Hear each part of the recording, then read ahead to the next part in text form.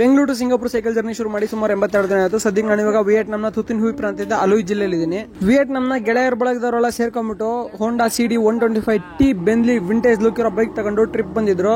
ನನ್ನ ಜೊತೆ ಒಂದಿಷ್ಟು ಫೋಟೋ ತಗೊಂಡ್ರು. ಹಂಗೆ ಸಿಕ್ಕಿದ್ದೆ ಚಾನ್ಸ್ ಅಂತೇಳಿ ಅವ್ರ ಬೈಕ್ ನ ಒಂದು ಟ್ರಯಲ್ ನೋಡಿದೆ. ಸಖತ್ತಾಗಿತ್ತು.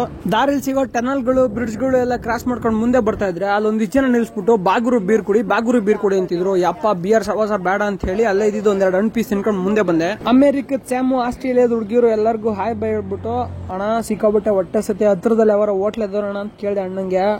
ಬಾಗೂರು ಅಲ್ಲಿ ಯಾಕೆ ಹುಡುಕ್ತೆ, ನಮ್ಮನೇಲೆ ಊಟ ಮಾಡೋ ಅಂತೇಳಿ ಅಣ್ಣ ಮನೇಲಿ ಇದ್ದಿದ್ದು ಮಾಂಸ ಅನ್ನ ಎಲ್ಲ ತಗೊಂಬಂದ್ರು. ನನಗೆ ಮಾಂಸ ತಿನ್ನಕ್ ಆಗ್ತಿರ್ಲಿಲ್ಲ. ನನ್ನ ಕಷ್ಟ ನೋಡೋಕ್ಕಾಗದೆ ಮನೇಲಿ ಸೊಪ್ಪು ಸದೆಲ್ಲ ಮಿಕ್ಸ್ ಮಾಡ್ಬಿಟ್ಟು ಒಂದು ಒಳ್ಳೆ ಪಲ್ಯ ಮಾಡ್ಕೊಟ್ಟಿದ್ರು.